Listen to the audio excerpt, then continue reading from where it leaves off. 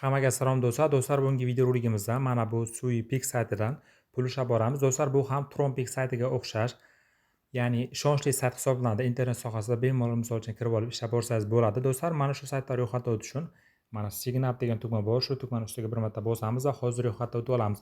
Ro'yxatdan o'tib olish uchun do'stlar, birinchi qatorga username, ya'ni o'zingiz ismingizni ham kiritib qo'ysangiz bo'ladi.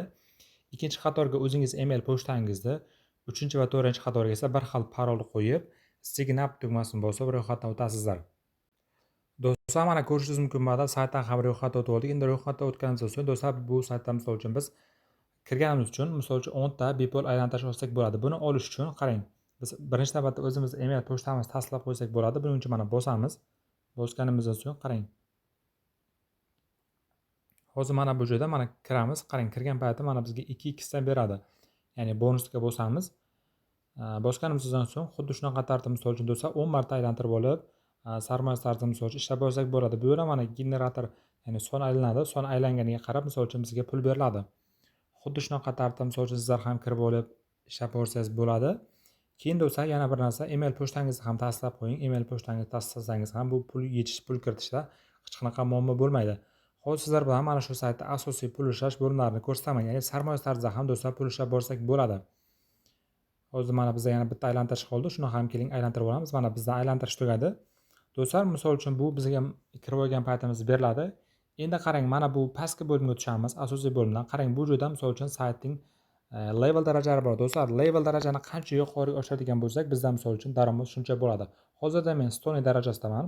Bu misol uchun menga soatiga shuncha Sui tokendan beradi. Ikkinchisi Ironga chiqadigan bo'lsak, mana 25 beriladi ekan. Bronzaga chiqadigan bo'lsak, bizga mana 50 ta beriladi ekan. Va xuddi shunaqa tartibda do'stlar, misol uchun qancha oshiradigan bo'lsak, bizga shuncha ko'proq berishi mumkin ekan. Shuning uchun do'stlar, bu saytda misol uchun biz gold yoki platinum darajasiga chiqadigan bo'lsak, misol uchun yaxshigina pul ishlab borsak bo'ladi. Do'stlar, buni misol uchun har bir soatda olsak bo'ladi. Mana bosamiz va misol uchun mana xuddi shunaqa tartibda olsak bo'ladi.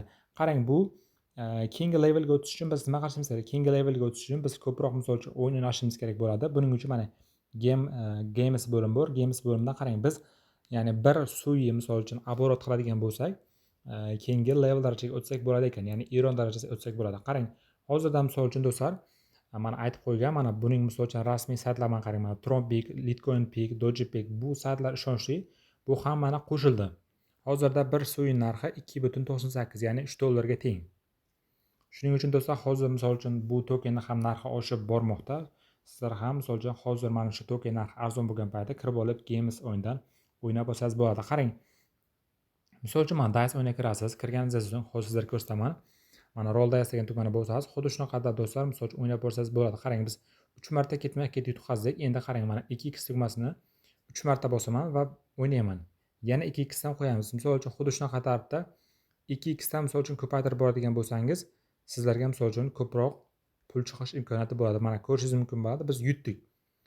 Ancha yutqazishdan so'ng yutdik va mana balansimiz ham sezilarli darajada ancha oshdi. Endi mana bu 1-2 degan tugmani bosib qaytarib qo'yamiz. Xuddi shunaqa tartibda 3 marta, 4 marta yutqazib olib, keyin misol uchun ko'proq pul qo'yib 2x dan oshirib borib, misol uchun o'ynab borsak bo'ladi. Do'stlar, xuddi shunaqa tartibda misol uchun o'ynab olsak bo'ladi. Sizlar ham misol uchun bemalol o'ynab borsangiz bo'ladi. Xohlasangiz avtomatika ham qo'yib qo'ysangiz bo'ladi. Endi do'stlar, mana hozir ko'rsataman. Qarang, mana ko'rishingiz mumkin bo'ladi. Bizda hozir shuncha оборот bo'ldi. Endi do'stlar, qarang, hozir misol uchun bunga depozit ham kiritsa bo'ladi. Depozitga kirish uchun mana depozit degan tugmani bosasiz. Bosganingizdan so'ng qarang, bizga Sui adresini bergan. Misol uchun mana shu Sui adresini nusxalab olasiz. Nusxalab olgandan so'ng hozir qanday qilib pul kiritishni ham sizlarga ko'rsatib o'taman. Mana biz hozir Binance kiramiz. Binance kirgan paytimiz mana spot deb bo'limdan biz pul kiritsak bo'ladi. Avvalambor do'stlar, bizga misol uchun USDT kerak bo'ladi. USDT ni bemalol CoinPay orqali sotib olsangiz bo'ladi. Do'stlar, qanday qilib misol uchun biz hisobimizda Uzcard yoki Humoda so'm bo'ladigan bo'lsa, so'mni qanday qilib USDT qilib sotib olishdi, mana shu videoni tagdan qoldiraman. Ko'rib olib, misol uchun hisobingizni USDT ga to'ldirib olib sotib olsangiz bo'ladi. Sotib olish uchun mana trade bo'limiga o'tamiz. Trade bo'limiga o'tgandan so'ng qarang, bu joydan mana Sui deb qidirtiramiz. Sui deb qidirtiradigan bo'lsak, bizga kelib chiqadi.